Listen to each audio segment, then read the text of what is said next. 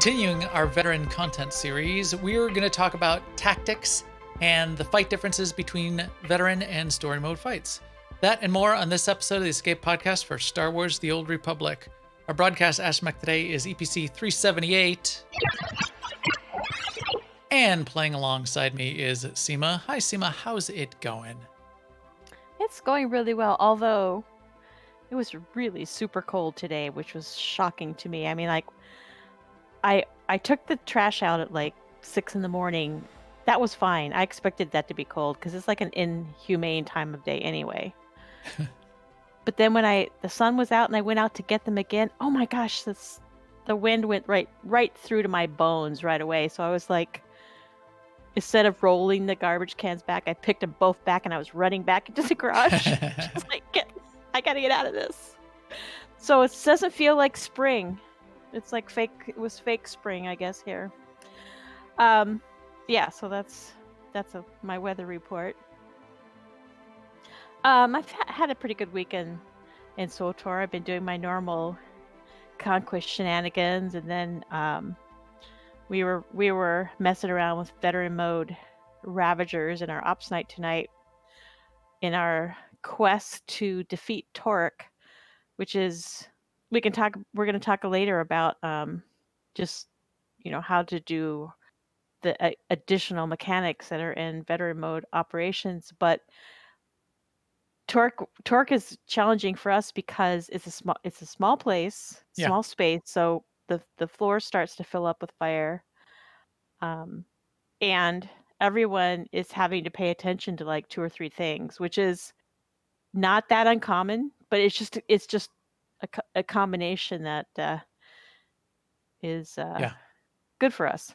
Yeah, that's a killer And so fight. when we got to within about 10 or 15 minutes of the end of our night, we decided to go and kill veteran mode eyeless, which is a really good idea. And so I was telling Max earlier that we should always do that now when the eyeless is there at the end of our ops night. We should go kill him because, we want the pet from there. And that would be one way of eventually, possibly, potentially, maybe someday. It. Yeah. Years later, decades later. And plus we had fun playing with the new device, the Rakghoul antibody dispersion droid, which Corley had bought one and Lucy has bought one. It's a new device where you can actually put the Rakghoul vaccine on your entire raid as long as they stand close enough to you when you use the device, and it has a 5-minute cooldown. It's a bother to get. Like I thought I had all the currencies for it, but I'm missing one, so I have to do a little farming to be able to afford my own. But it takes the DNA canisters and the barnacle and the fungal thingy, and so you need to basically play in the event for a while to get all the currencies involved in buying it. But it's cool. It's a cool thing to have if you regularly do operations and have a large group. Right. I've been reading or listening to a book called Magician Apprentice by Raymond E. Feist. Yes. Which is a old school classic. Yeah, classic. And I'm finding that I'm really enjoying it. And the narrator, I want to bring up the narrator because he's really good, since I complained about the last couple of narrators that I had. I mean, there's this one conversation in the book between these 2 elderly men, like one was a man of the cloth and one was a magician, And even though the narrator's a man and his 2 characters were elderly men, it was crystal clear which one was talking when. And it doesn't take away from the story at all. And then it's pretty classic fantasy. The story is moving a little bit slow because I think that's contextual, because back when it was written, you hadn't read this type of story a million times already, maybe. Anyway, right. I'm enjoying it, so more to come on that. And then I also been watching with the fam. We decided to watch all the Marvel movies. Yeah. And we're watching them on Disney Plus. And Disney Plus, you have a choice well, you have many choices, but you can watch it either in timeline order, and they have a list for you in Disney Plus, or you can watch them what they call like a phased order, and I think that's more like the order that the movies came out. But I like the phased order because I never wanted to watch all the Marvel movies because that just seemed like too big of a task. But when I see them mapped out in phases, I'm like, oh, that's fine. I can do that. Right. I don't know why. So last one we watched was Thor: Dark World. No, which is okay. It's not one of the Yeah, best ones, but yeah, I fine. agree. It was okay. I had to go back and watch the beginning because I was thinking, wait, what? Huh? Like in the movie, they never. I don't know. This is too much detail, but in the movie, they never actually say that they had repaired the Bifrost. Like at the end of the previous movie that had Thor in it, he destroyed the Bifrost, which is the Bridge. rainbow bridge, Yep. yeah, between Asgard and Midgard, Midgard being Earth. And so I kept saying, "Well, how is he going? How is he getting down there? How are they coming back?" Even though they were like glitteringly rainbow, there was like rainbow glitter every time they went anywhere. I'm like, "Oh, it was the Bifrost." Yeah. Anyway, so yeah, I mean, I feel like I'm making progress. So we've watched like 6 or 7 movies now, so I feel like we must be halfway through. And then we're gonna watch Falcon and the Winter Soldier, Cool. or as the cool kids call it, TFATW. Do they? I don't know. I I just just saw that acronym somewhere and I Googled it. I'm like, oh, TFATW. okay. I just Yeah. call it Falcon. We're Okay. watching Falcon. Falcon. We're doing pizza and Falcon tomorrow night. Yeah, let's do that. And then we get these deep fried mushrooms and blue cheese dipping sauce with our pizza. Oh, It that is sounds awesome. it's quite good.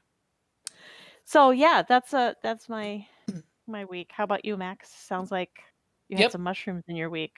Yep, doing some Falcon Winter Soldier, doing lots of fun stuff. The Star Wars stuff that I've been doing, I followed your advice and checked back in on the classic space missions. The key thing that I was doing there, as you said, if you do there's one where you only have to do just the one easy first Jamblin Mhm. escort or whatever, and bang, it's tons and tons and tons of if you do it a second time, if you repeat it a second time, is it less the second time or is it that much every time? I've only did it once so far this week. You're talking about rep? Yeah, It's conquest. Because I Oh no, like got it's conquest. I hit conquest it's on the character after just doing yeah, one. yeah, it's daily. It's a daily. So Ah, you can do it on the same character the next well, on a different character the next day. crazy, Yeah. crazy, And you can crazy. do that first space mission because you don't really need to have any equipment on your ship. So my mercenary though does have grade 7 ship parts, and we talked about this earlier in the week. I'm not even exactly sure where to get grade. I guess you just have to buy all the grade 7 off of the fleet vendor that Right, you which is use the which is accommodations right, which is a long grind to get all of however them. however yeah, I mean, you get the commendations from doing GSF, right? Yes. No, you get the accommodations from doing the space missions. Well, The that's how GSF I get ones. them. No, maybe you get some from GSF. Anyway, Uh, I have all grade 7 though on my mercenary, not on my other characters. I think that's the only character I have all grade 7.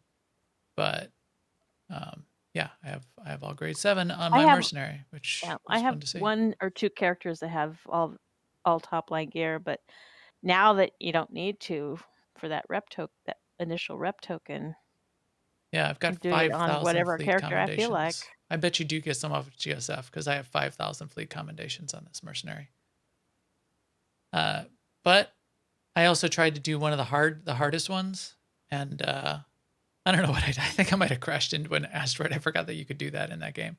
I like wasn't even paying all that much attention. I was looking at the thing I had to shoot, and I died in like 5 seconds. So then I was like, Right. I'm gonna go do an easy one. You think it's like Autopia at Disneyland, but really it isn't. It is it is not. I also ducked in on our achievement night on Friday night. We have our group that Oh, did does you? the achievement night for the first half of it. So I jumped in there for half of it. We were on Terrace. We were shooting bunches of droids. We had to do different kinds of droid, like three different droid achievements: killing elite droids, killing rogue droids, killing any Imperial droid, kind of that kind of thing. Found a couple good places to just do laps, and we're killing a bunch of them that night too. That was cool, and got a bunch of conquest off of that. And we'll talk about it certainly this week. Our night tomorrow night is a mega, I believe, tomorrow night. Oh, see, we got a lot of stuff going on. I might be a little bit late for that. I'll have to, because I got Falcon night with the fam. I'll have to hopefully get that done early. But that is what I've been doing, and then the vet mode stuff. So I think with that though, we can find out what BioWare has been doing. Yes. Now an Imperial News Network report. And BioWare's not been doing too much. Couple things. There's only a couple things in the news. The first one I thought was fascinating because it hits on one of my ranty pet peeve kind of concepts, which is Caitlin Sullivan, who did the short story that came out last week, had to go back and update her short story. She had to make some edits to that story because she used Nostral as one of the characters in the story. At the very end, they were like, "Oh, it's I don't know, let's go talk to Nostral." And the problem is that for some people, Nostral is dead. For other people, Nostral is alive. Like 1,000 other characters that we still have in the universe, in the SWTOR canon, which is a complete Schrodinger's cat in a box mess, because some are dead and some are alive, and you never resolve that state until you figure out what character is hearing the story. So now Caitlin, she's writing a story. She included Nostral, and she can't, because there's people out there that don't, where, spoiler, Nostral is dead for some people, which is wild. Right, picture it like if you're going to write a story for Star Wars: The Old Republic, you have to, they have like this, looks like the murder wall from Yeah. like a police or procedural, with like bits of yarn going from place to place, and names with like X's through them. And yeah, it's like Charlie from Always Sunny in Philadelphia with the Pepe Sylvia. I don't get that reference. All right. It's Pepe Sylvia. Somebody told me, I don't know if anyone's familiar with this scene in Always Sunny in Philadelphia, where he's like, Pepe Sylvia, Pepe Sylvia. Everybody's trying to find, all these letters are getting sent to Pepe Sylvia, and guess what? There is no Pepe Sylvia. Charlie has a reading problem, like he's basically illiterate, and they live in Pennsylvania. So the reality behind Sylvia. him trying to track down Pepe Sylvia, they like got to these temp jobs in the mailroom of a corporation. Anyway, that wall behind Charlie there, that's what they have up in the office. And they're like, so we can't do this, who's dead and who's alive and what timeline. Really, they just need to like start crossing names. They just have a list of all the names of people that are just, if it's dead in anyone's version, it's dead for everyone, which is, you're right. Which is limiting. It's crazy. Now, I mean, that's what they need to do for like this kind of story. But for to your point, when they need to like write a sequel or write, write your class story, that they do need that string board. They need that yarn board, because who's the emperor? Yeah, I mean, they could just like never mention the emperor again. I mean, I think that's one of the reasons why I never warmed up to Iocath, is because in a fairly sort of weirdly sudden decision, they killed off Jace Malcolm, which is one of my favorite characters. Or even though even though he didn't die in my story, I now know that he can never show up in the story again. So I'm sad. So he's dead for everybody. Yeah. Or Asina died, and a lot of people liked Asina.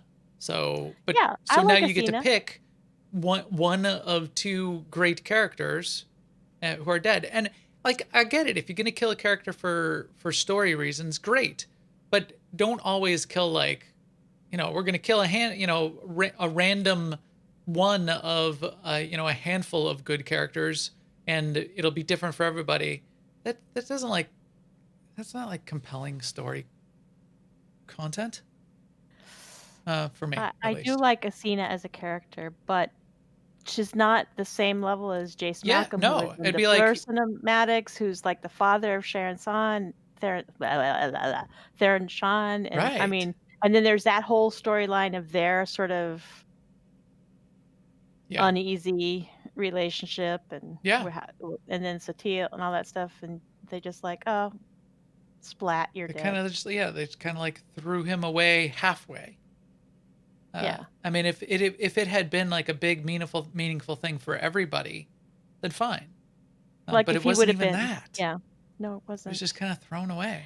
He just kind of, yeah, So anyway, yeah. that bit, Caitlin, she used Nosteral, can't use Nosteral, and said so she's now edited her story. She's now using Sal Daran, who I'd never heard of before, but Sal Daran is apparently some other Jedi master, that Jonas Balker says is one of the best covert operators he's ever known. So great, okay. She They better not kill her basically off, because then they'll have to create some new Jedi. right, or So we didn't edit the even story put again. this rant in the notes. This is spontaneous rant. I did not write down Max rants here, but this was we knew it was a hot button. Anyway, so that's that. Yeah, it's a hot button What else? And for me everything too. else is kind of minor. So what else? Yes. So there's going to coming with 6.3, there's going to be a Guild Commendations grant. The reason for that is there's been a bug that Guild Commendations have not been rewarded as intended for conquest invasions. So to make up for that, every guild is going to be getting 360 Guild Commendations as long as you have a guild bank. Yep. Essentially, that equates to a month's worth of large commendation target successes. So, but there's a catch, which is, I think that's also the cap. There is a cap for those. So they're just giving everyone sort of a warning now. This is a post from Jackie, so that you will know that you got to spend the 360. guild commendations you have. Somehow we have 548 on the imp side. We always have too many. We'll never Right. use them all. It's not really all that useful. We buy everything we want and need. So getting 360 is going to be a ton for everyone anyway. So and they kick in as soon as anyone in the guild logs in after 6.3 drops. Right, because it just applies to your guild window. Yeah, so you got to plan ahead. That's all. Right. So couple interesting things, a few things that in the bug tracker as well, but that's less interesting and nothing that big there. So check those out if you're interested in guild and community news. Though, as we said, Mega tomorrow night. I think we'll be doing some fun stuff. What are we doing tomorrow night for Mega? I think I know somewhere in There the back will of my be mind. a Datacron as part of it. At least a Datacron, yeah. And then I'm not sure, so we will find out. Anyway, bigger guild fun night tomorrow night for AIE. And then how's our monthly schedule feeling to you, Seema? Well, I think whenever we go through the monthly schedule, we always say, and then the 5th Friday, if there is one. Well, this month there is one. Oh, there we go. Yeah, 1, 2, 3, 4, 5. So, yeah. So that'll either be a wild card night or a break. What about 5th Friday? Yeah, 5th Friday. So we will have a 5th Friday, and it will be tomorrow night. Mega will likely be Imperial side Cybercatan. And then as we like to say in this segment of the show, our greater community, LA Octa Est. We've got tons of things going on. The thing we've been highlighting lately, besides all of our big MMO divisions, is the Nomads division. A little Nomads side thing. I think there's only like 3 or 4 of us playing it right now, but No Man's Sky has been something I've been playing. I finished the expedition. So they added this expedition mode. I finished the expedition, and just for fun, I streamed it on Saturday night for about 3 hours for me to finish the expedition. It's almost like DVL. You start a character from scratch. You don't have to start 8 characters from scratch, but you start a character from scratch. It's like a challenge mode. You had to get 40 achievements, basically. It was 8 achievements in 5 ranks. But the reason I streamed it was back in 2015 or 2016, whenever the initial launch was, I played the game and won the game. I played it basically till what was the end at that point, which was the journey to the center of the galaxy. And then I got to the center of the galaxy, and all that happens is you just get ported to another galaxy, and it just all starts over. So it was quite. So I still have the video. So I couldn't find it on the YouTube channel, but I still have the video somewhere of me streaming. I get to the center of the galaxy, here we are, the big climax, and then I go, oh, well, guess that's it, guys. Talk to you later. Stop the stream. Aww. It was quite sad and depressing. But this time I was all excited and happy, and I have not modded it all because I've been playing. I tried to play it very vanilla for Struggle and had a really good time with it. I've been playing it on multiplayer mode on. They have multiplayer, so I see other players coming and going. I've been doing Nexus missions, which you can do with groups. I haven't done them with groups just yet, and I've been doing a ton, which I like, which is why I picked up this game. I've been doing a ton of building. So I'll get into this in one of my, talk about building games at some point. But other things in Nomads, we also had a Valheim night. We had like 5 of us that went and got all killed by some elite draugrs that kept respawning down in a cave. We got sort of that was fun. We fought our way out of there. We recovered all of our stuff, and then we cleared some crypts to get some iron there. That was a fun night for the group there last night. Our board game division, definitely check that out. It's only once a month. But that's one of the ones that we're really trying to make sure everyone hears about, because we did a survey and a lot of people said, I would love to play board games. We use Tabletop Simulator. It's very low barrier to entry. We've got a couple experts in there that will walk you. They sort of pick a different game each month, but they walk everybody through it and they show you what you need to do and they help you get set up, and then you get to see some of this, cool, fun stuff, industry stuff. And some of it's brand new, like tabletop games. But D&D is going strong, and Diablo has got seasons, and so tons of stuff in Nomads. Definitely check that out. That is fun. Shout out to the chat room. Tons of cool people here in the chat room. Thank you, everyone, for jumping in there and hanging out. I will talk to more of you all after the show. But now we are going to talk about vet mode content. So this is the 3rd in our series, and if you want to work on vet modes, you cannot. I'm trying to set up my clip here. You can't just flail around because if you do, you won't get anywhere. And this is what I think this is Tyrans has to say. Blunt instruments, striking blindly out of fear. Do not be a blunt instrument striking blindly out of fear. You have to have some tactics and some strategy when you get into these fights. So this is the 3rd in our series. What was the first in our series? Why can I not remember? The second one's gear. The first was rotation. Rotation. That's how real estaters. Real estate value in real estate. It's rotation. Last week was gear, talking all about the depth of the gear system and all the stat talk. We had that going on last week. This week, it's about the mechanics and the tactics of the fight, and the things that are different from story mode to vet mode.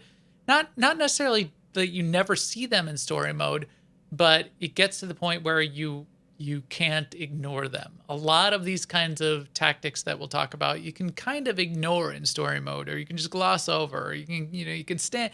You don't have to do the interrupts. If you miss a cleanse, people aren't going to die instantly and that kind of thing in story mode. In vet mode, we'll talk about it more. In story mode, you get a taste of it. In vet mode, it kills you. Yes, it becomes mandatory. So let's walk in here. Let's walk in. So here's the vet mode symbol there on the door. If you see that with a skull on it, then it's master mode, and be afraid. Be very afraid. Oh, hi Zen. Zen can't hear us, but is popping into the chat room to say hi. First up, and this was Seema's idea to talk about, which is definitely important, and we can talk about some tricks and tips and tricks here. UI. So why don't you kick us off here, Seema, with talking about UI, which is it's important for everybody. I think it's the most important really for healers, and I did want to ask you some questions about that in particular. So the reason that Max says that is because when you're healing in operations, you are not only have your eye on the raid frames as well as on your feet and watching the mechanics of the fight, but you also need to know what debuffs are affecting all the members of your raid. So, like in my raid frames, you can adjust the size of the icon that shows the debuff so that they're easier to see, because the default size of it is pretty tiny. So you make them bigger, so it's obvious that right away when someone gets a debuff. And a debuff is an effect on a player that hurts them in some way. Sometimes all it does is slow them down. And not all of them are removable. Right. So you kind of have to know which ones are the important ones for each fight. So that's one thing about the UI. And also, like your raid frames, they need to be big enough so that you can see them and click on them and sort of do your triage. But they also can't take over the screen because you need to watch the mechanics of the fight as well. So mine here are small.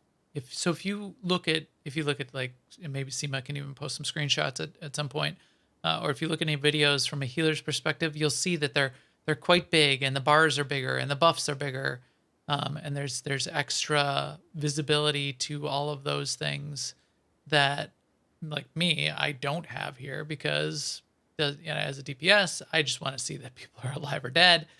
Otherwise, it doesn't matter all that much to me. That party frame is a big deal.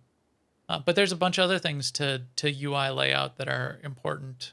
Yeah, I mean, on that same theme, like on your personal target frame, you can set up a debuff tray for your character and make it however big you want, because you also need to know when you're playing in veteran mode and above if you have a debuff on yourself, because if you're on fire, that might inform your next action.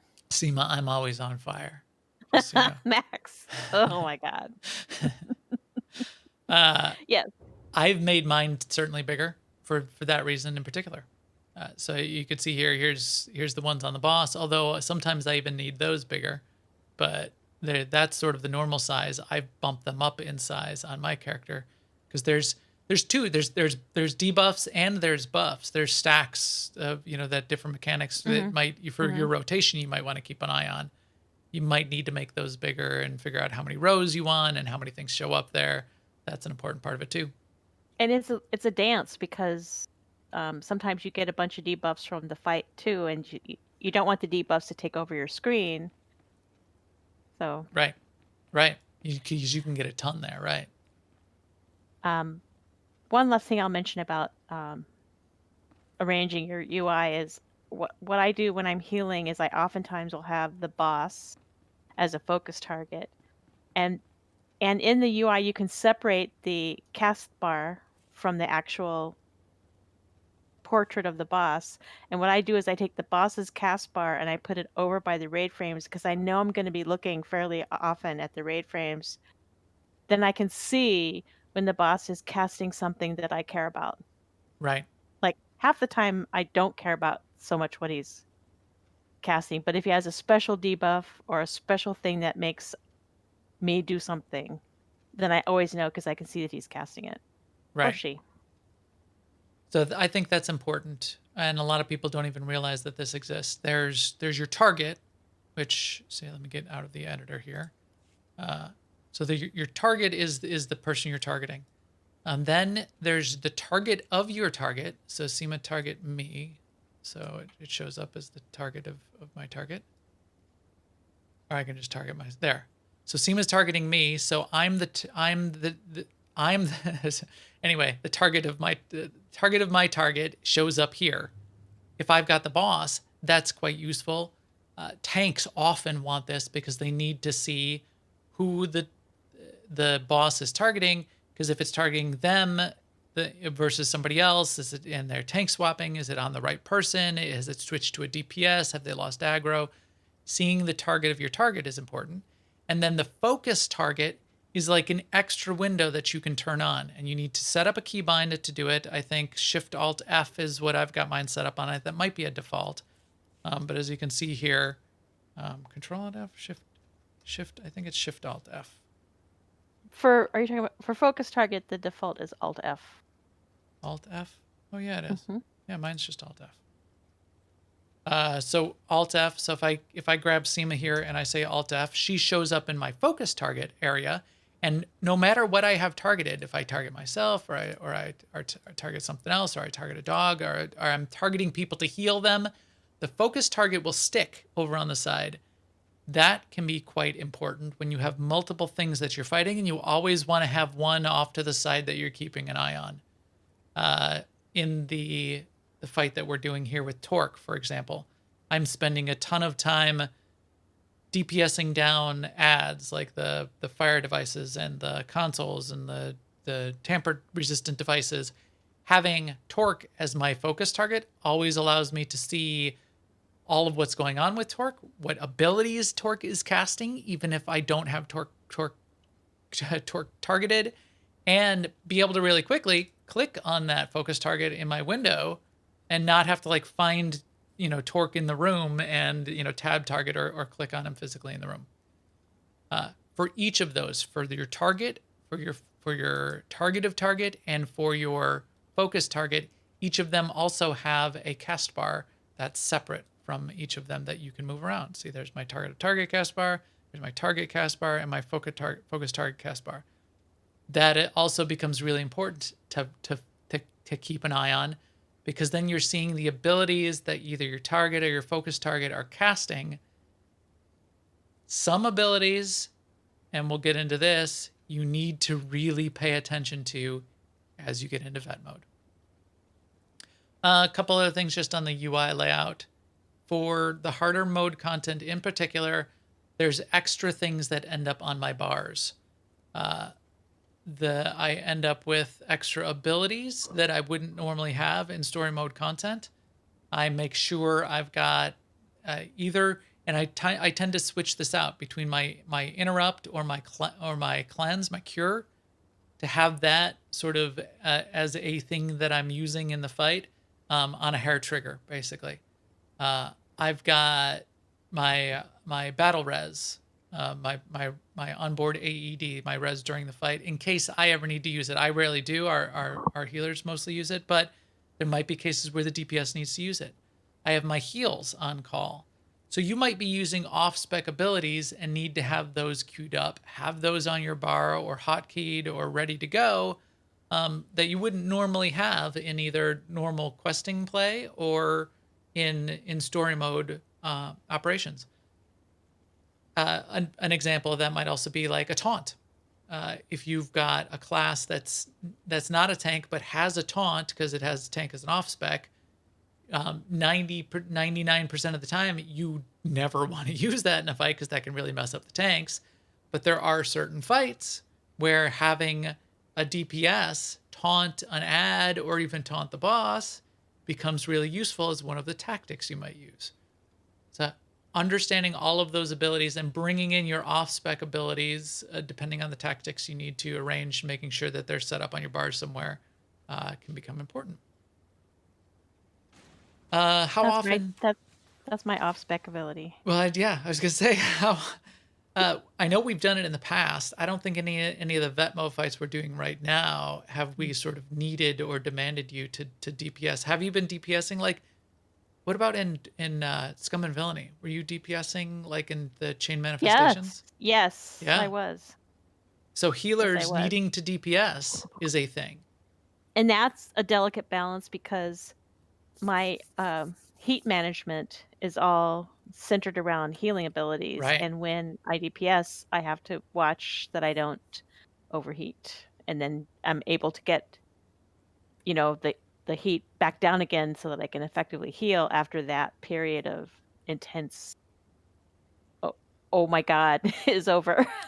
Right. And vice versa. I have the heals ready to go on myself or other people, and sometimes I'll throw out heals on other people as off heals, but they're really heat intensive as a Yeah. DPS spec, so I don't do it that often, and I don't do it if our healers have everything under control. I'm not going to just waste global cooldowns when I should be DPSing, but there might be unique situations where that is a tactic, so keep that in mind. Before we leave the UI though, I just want to say in case you haven't played with it and didn't know, everything that you see on your screen, you can move around. You can make it less concrete, like more transparent. You can make it bigger. You can make it smaller. It's actually can become a mini game getting your UI the way you want it. The only thing you actually can't really move is the, um, I forget what it's called, Galactic Suggestions panel. Yeah, whatever that new thing is. Yeah, but just pretty much everything else, like even notifications of loot and, quest tracker and just things you might not think to move, you can move to a better location, better for you. So you can customize it so that it works for you. Yep. And you can so that's all in the interface editor, by the way. So Yeah. all in the interface editor, you hit escape, you say interface editor. You have like an overall interface editor, and then you have various, like this is my main display, but you could set up a second one for war zones, and so it's slightly different in war zones and what else you might have in there. So you got to look at that. But yeah, then you can move these around, move the cast bars around. So Merlin in the chat room was saying putting the cast bar front and center in the middle of the screen and making it big can be really important in some Mhm. situations. All that kind of thing. Making sure your focus target is turned on and you can see it. It's not hidden. Making sure like the tooltips and aren't popping up in the middle of your screen in the middle of a fight. All that kind of stuff. So yeah, keep an eye on it. A lot of people might even do extra crazy things and like make their abilities like four stacks of abilities in the middle of their screen depending on how they have them keybound. I like it this way, which is pretty basic, but I've customized some things and I keep it that way. Let's talk about the so this is the fight room where we fight the first boss in Ravagers, and the first boss shows up here, right in the middle of the room. One of the things we threw out there that is useful to think about is the camera and Mhm. where your view of the fight is at. And this is a big deal for tanks too. And if you're a tank, having a view of what's going on in the rest of the fight, like if I'm fighting, what's the dog's name? Sparky. Sparky. If I'm fighting Sparky here and Sparky's way up in my face and I'm backed into the corner here because I have to be because Sparky does this knockback and Sparky's like I'm just seeing like Sparky's lower lip and like paws here. I can't see anyone else. I can't see what's going on. That's a crazy way to try to do that fight. So you need to be adept at swinging your camera around, zooming your camera out, getting a good view of what's going on in the rest of the fight. In fact, when I'm tanking, I typically go into preferences, controls, scroll down, camera max distance, and swing that way out. So I've got it at about 69, 70%. Swing it way out to 100%. So when you zoom your camera out, you're getting like the most view possible. So now if I swing my camera out like this, I can kind of like I can look around quite a bit more and see what's going on, even though my character is still, in the boss's crotch or whatever. I've got a much better view, and I can swing my camera around and see what's up. Everyone should have that. Get skilled at doing that for these kind of vet mode fights. Like here again in this Sparky fight, I usually start the fight right about here, and we're shooting Sparky. When you're really needing to keep track of the ads spawn up on these walls. You'll see it start up there for just a second before it jumps down. If you're then in range of it when it jumps down, it'll come to you instead of like going to the tanks, which causes big problems for the tanks. Put stacks on them. It's a mechanic. So I will constantly be swinging my camera around while I'm fighting Sparky, because I've got Sparky on target. I'm shooting Sparky. I've got my rotation going on, and I'll be swinging my camera around like this so I can be keeping my eye on the walls, because I know a dog's about to spawn. And then I'll say, oh, which one is it coming? Oh, there it is. I see it over there. And then I can just like run over here while I'm still shooting Sparky and not losing a global cooldown, but using my camera positioning to see what's up. How about you? I mean, it's same for healers. I'm sure you need to sort of be Oh seeing yeah, where things I are have going mine. on. I have my camera out as far as it'll go. And healers' positioning becomes really important, because they need to be in range of multiple things. Like I need to be in range of my target or the couple targets that I'm shooting. The tank needs to be in range of the thing that's jammed up against their face. Healers need to be in range of like 8 or 7 or 15 other things, which can be crazy. Everybody's like spread out. Everybody's like, getting knocked back. And so the healer's positioning and being able to like see where everybody's at and position themselves at like a midpoint so that they can like heal everybody and make sure they're always within 29 meters of max. Which is super important. You should everybody write that one down if you're a healer. That again, positioning, being able to see, moving your camera around, and having that visibility helps your tactics for the fight. Let's talk a little bit more about positioning in particular. Let's start breaking that down. What are some of the things that you focus on for positioning when we're laying out fights, Seema? Well, for one thing, I to keep in mind, if you have the boss target, if you want to know how far away you are from the boss because you want to be outside of 15 yards, for instance, like the first boss in EV, that's on the the target frame.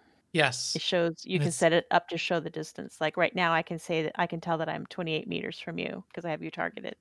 So sometimes what I'll do is position myself, quickly target the boss, just boop and boop away, just to make sure I'm outside of 15 meters so I don't get pushed back that one attack he does. On other bosses, you have to be, if you can, greater than 25 meters. It cuts down on extra abilities. A lot of like AoE dot abilities have a 25-meter radius, and most ranged can be up to 30 meters or even a little bit further if you're a Sork, in some cases. So you need to turn this on, though. Positioning so that I can heal people, I go by I usually go by the raid frame. So if they're darkened, that means that person is out of range. Right. If I run out here, Seema sort of got grayed out there in the raid frame. Right. Now I know she's out of range somewhere. You can still target that person though, even when they're out of range, and then they've got a circle around them that you can then use to, as you spin your camera around, see where they're at. Or where their corpse is at. Because you need to run over to it and res if there's one person that you need to keep track of during a fight, because sometimes there'll be a DPS or an off tank or the tank that has a special role during the fight so that you really don't want them to die, or if they do, you want to res them quickly. If you put them on focus, then they will have a reticule and they'll just be easier to pick out. Right. So this rotating animated circle and in Seema's, like on Seema's body, that's the focus target. When I shut off focus target, you'll see that goes away. The double one does. But if I have Seema targeted, the single one is there. So you can have Yeah. like the outer one on a focus target and the inner one as your target on a player. But also the focus target puts one on the ground. So like I usually Right. always have my camera up in the air. So Up in the air looking down like this is what yeah, Cindy's saying. yeah. Um, But positioning in general is really important for vet mode fights and beyond. You'll need to decide where people are going to stand, and that will continue to that it will change throughout the fight. And you will. This is where it's really useful to have these abilities unlocked, which are the markers. So we can say, okay, well, in phase one, DPS is going to stand here, and the healers are going to stand, over here, and the tanks are going to stand here, but the off tank is going to stand over here, and until we need to switch. So you lay those out. You tell everybody where they're going to stand. There's a lot of positioning though that you'll need to be thinking about. There's various reasons that you might switch positions, that you might be grouped up or spread out. You often it's often useful for players to be grouped up if there aren't abilities which you want to be avoiding, because there's heals that are AoE or spreading across multiple players that are in range of each other.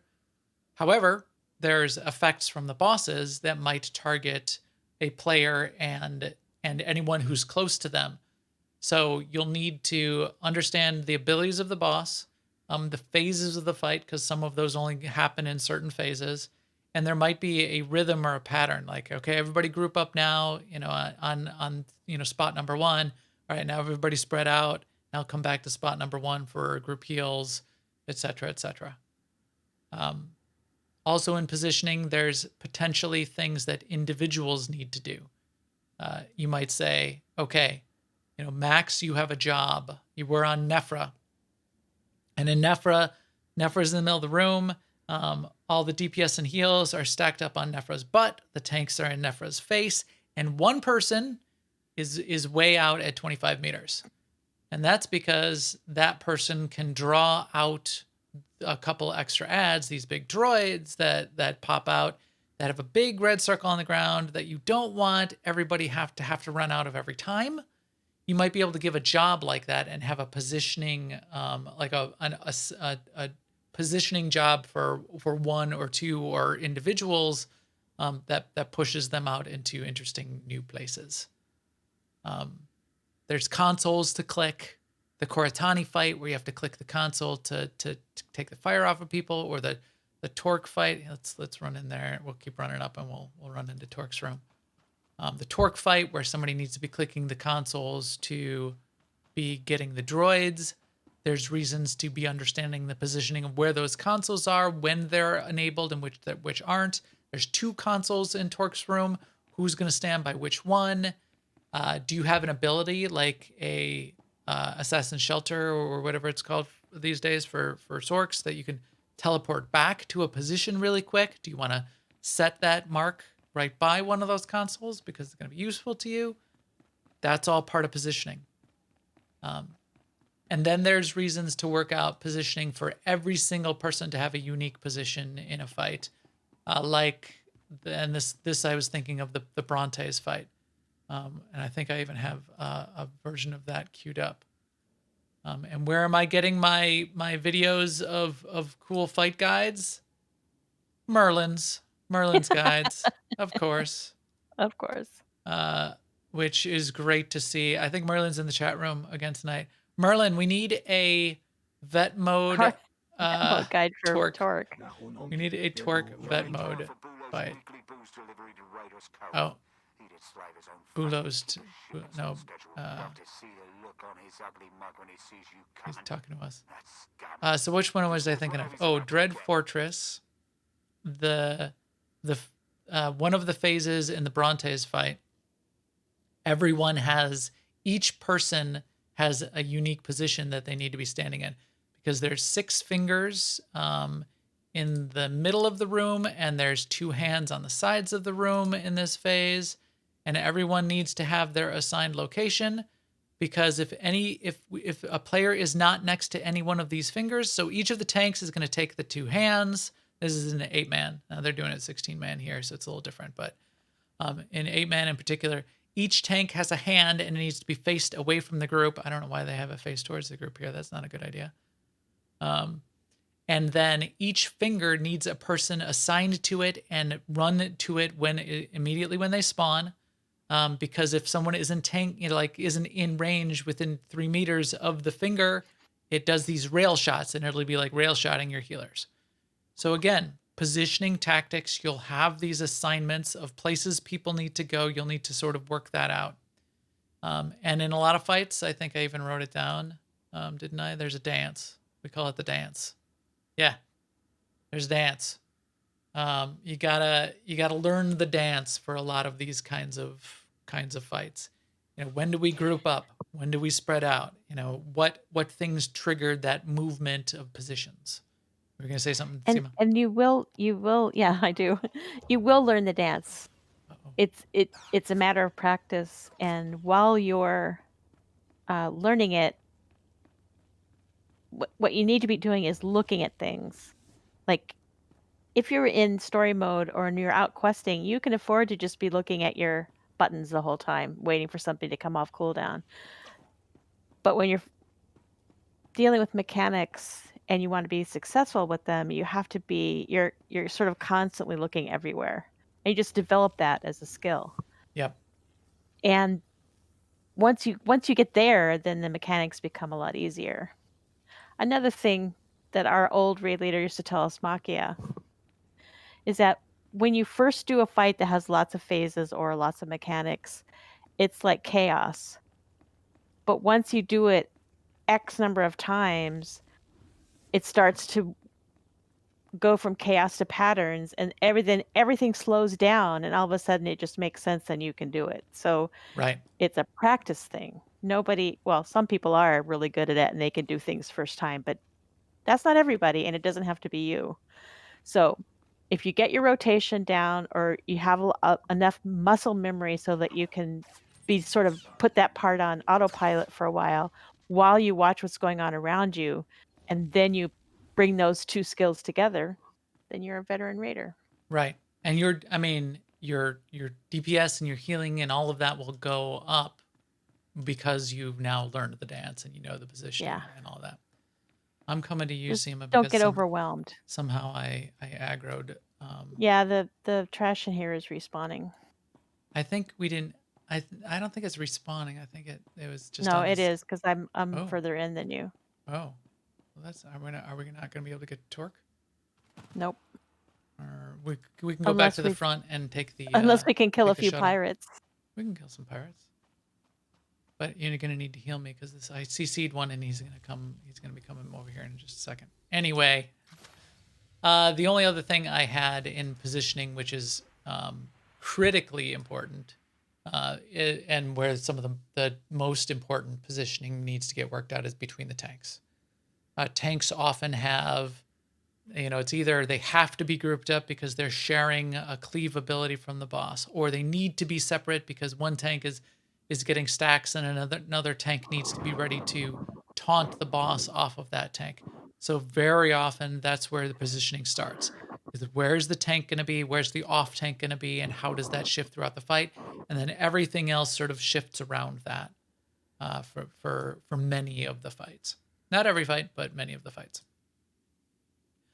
All right, we've been glossing over some of the kinds of fight mechanics. Let's talk about that just to sort of bring these sort of tactics things to a close. We've said it a couple times. There are phases to the fights, right? You need to understand what those phases are, because oftentimes the abilities change from phase to phase.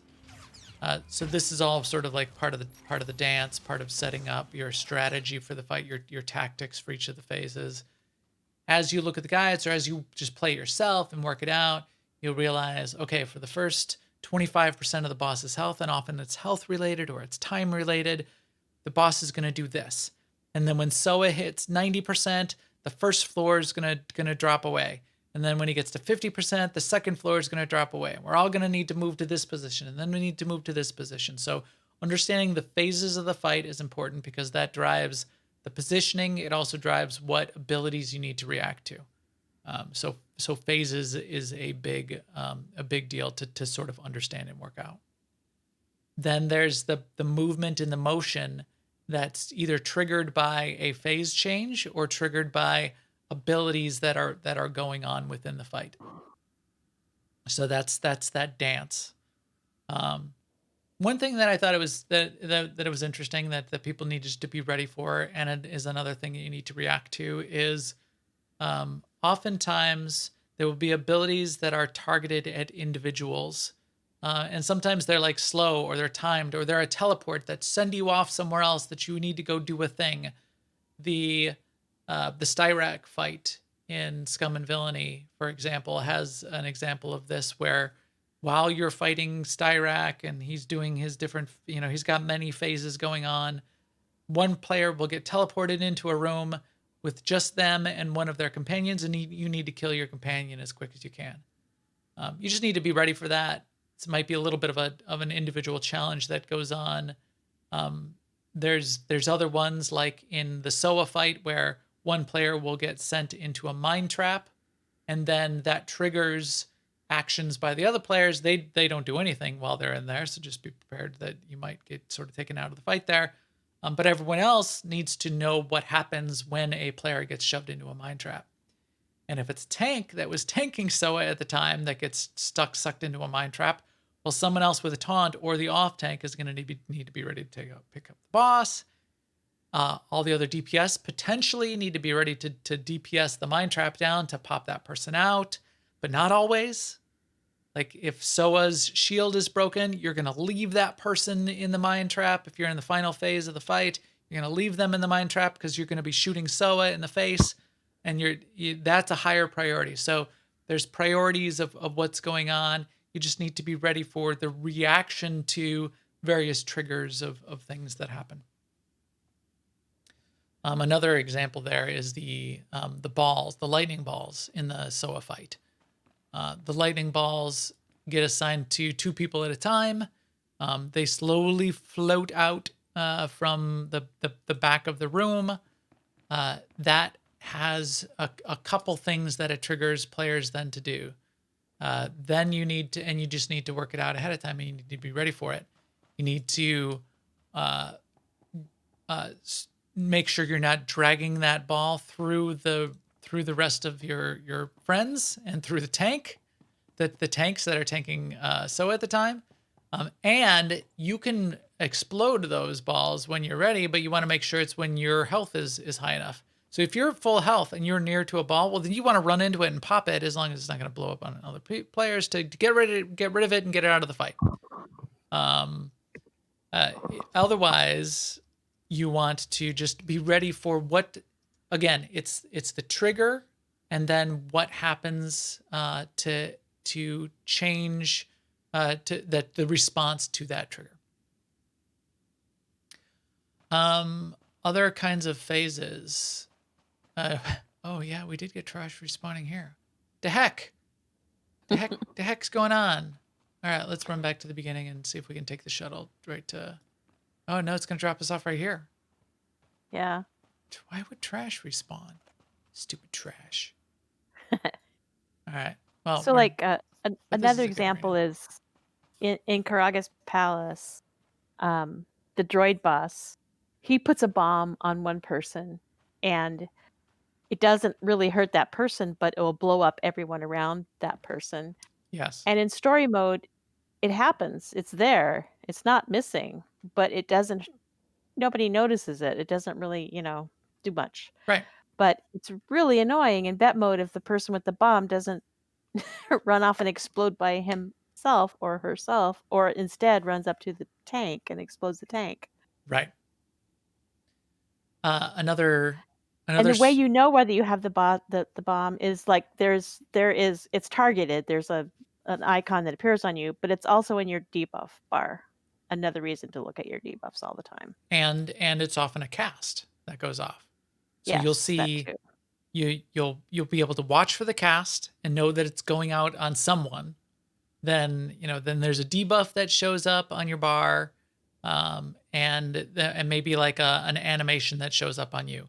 A really interesting one of these that's that's useful is in the Tyrann's fight. Who's the guy who says Blunt this? instruments, striking blindly out of fear.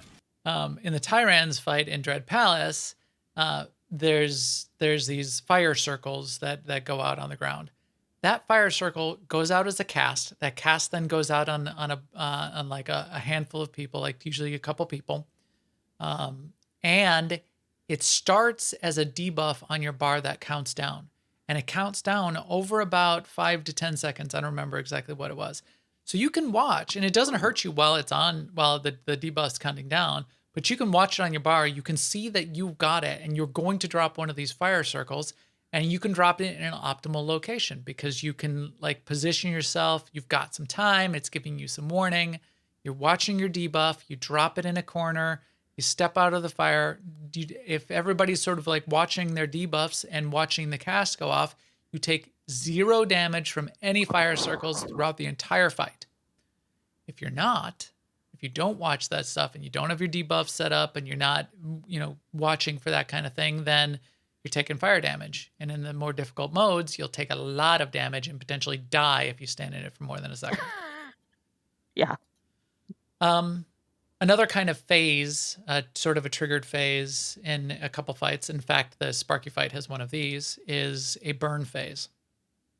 There's a shield that goes up on Sparky, and then Sparky starts this ability called Brutalize, where the Sparky's brutalizing the tank, and all of the DPS need to unleash burst abilities and stop whatever they're doing, and burn the boss during that quick burn phase.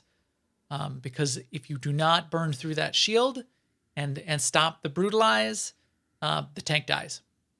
So you need to potentially, in those kinds of cases, and this goes through sort of like all the phase transitions and the triggers, you might need to be ready to change your rotation or hold back on cooldowns or hold back on just, main abilities when you know one of these transitions is coming up. If I've got, if I know we're coming up on that phase, I'm not going to blow a priming shot and a heat seeker missiles on one of the little dog ads, especially not if it's close to dying, because I will waste all of that extra DPS on that combo big abilities. I will hold back. I'll just throw off a couple extra tracer missiles. I'm not losing a global cooldown, but I'm changing my rotation to react to that phase change. Mm-hmm. A lot of motion abilities, or the Torque fight. When Torque hits his console, if I click my hydraulic overrides, I don't get knocked back. But if it's on cooldown, or if you don't have that ability, you'll get knocked back. Not necessarily that much of a problem, unless you've got some awesome ability, like Blazing Bolt, a channeled ability, and you waste half of that ability, or you waste 90% of that ability because your channeled ability gets broken right when that ability is going off. And there's a 2-second cast time. You can see that he's casting it. It's called Wookiee Rage. If you're watching for it and you know that it's coming because he's moved over to a console, then don't blow your long cast abilities or your long cast heal and waste that time, or don't be clicking on a console that takes a 5-second cast to bring out a repair droid if it's never going to finish because you're wasting that part of your rotation and your abilities. I'm sure there's a bunch of those kinds of things for healers, isn't there, Seema? Well, yeah. In fact, everything that you just said is pretty much can happen. Like, well, I mean, I could go a lot into healing, but you sometimes when someone's missing a lot of health, the best thing you can do is to cast a small heal first, Right. to give you time to cast your big heal. Yeah, and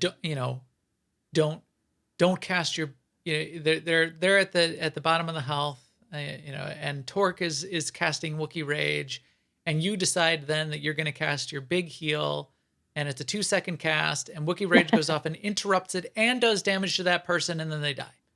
Right. So yeah, it's just as important, if not more important, for healers to be sort of watching these things, especially with that long cast, short cast balance. So, and then the final thing that I wanted to leave in there, and maybe you can explain it, Seema.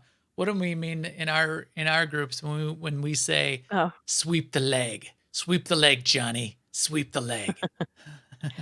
so at the very end of a fight, sometimes it's worth it to forget the mechanics and forget the ads and just focus on the boss. Like if you're down to the last X percent, like sometimes we start too early sweeping the leg.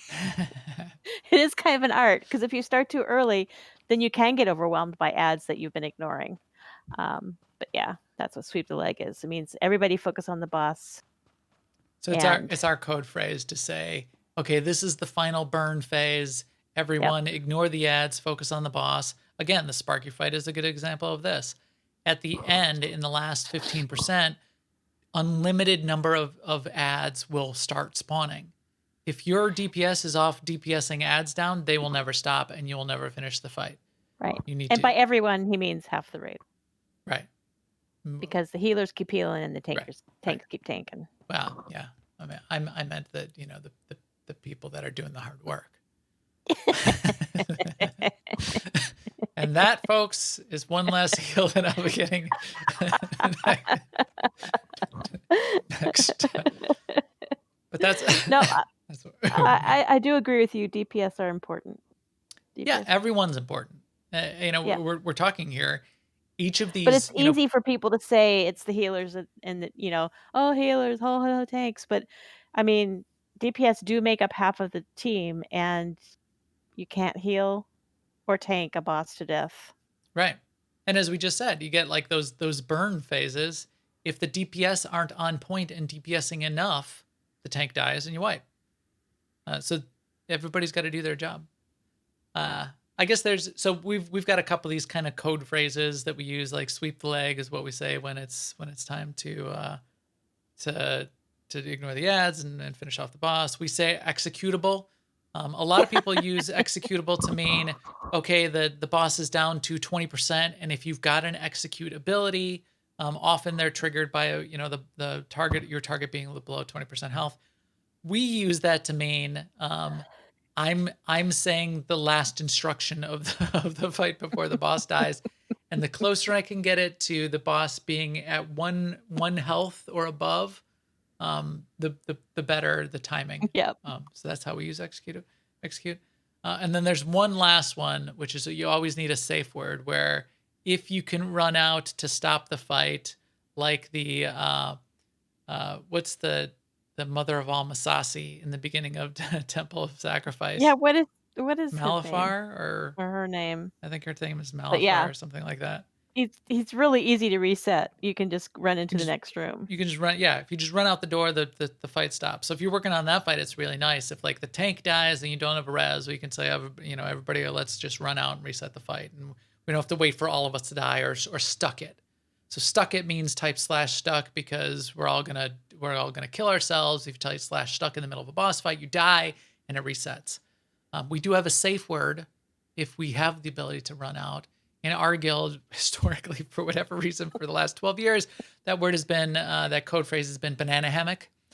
I don't know why, I don't know why either. It makes no sense. but that's what it was. That was the That's safe yep. word that was identified at some point in time. I think that was actually first invented in Burning Crusade in the original launch of World of Warcraft in the Gruul fight, Gruul's Lair. Was where I did not banana know hammock that. was first implemented, because you could run out. Because it's like a lair boss, and if things go bad, you could run out. Yeah, some fights you cannot run out. The door Right. closes or whatever. Right. So think about those kinds of things. Think about setting up those kinds of code phrases for people for instructions to go out. Make sure the right people are not, so not everybody's talking at once, because there's a lot of communication that needs to go on. Again, we're not, this isn't 100% of the instructions of everything that happens, but hopefully this is giving you the idea of what are these kinds of tactics that you need to start working out to get through vet modes. And you mentioned stuck it. One thing we haven't really said is that the reason that a raid leader may call for a wipe is that the attempt that you're doing first of all, you have to accept that you may wipe several times learning the dance and learning to fight the boss. Like in story mode, it doesn't happen that much.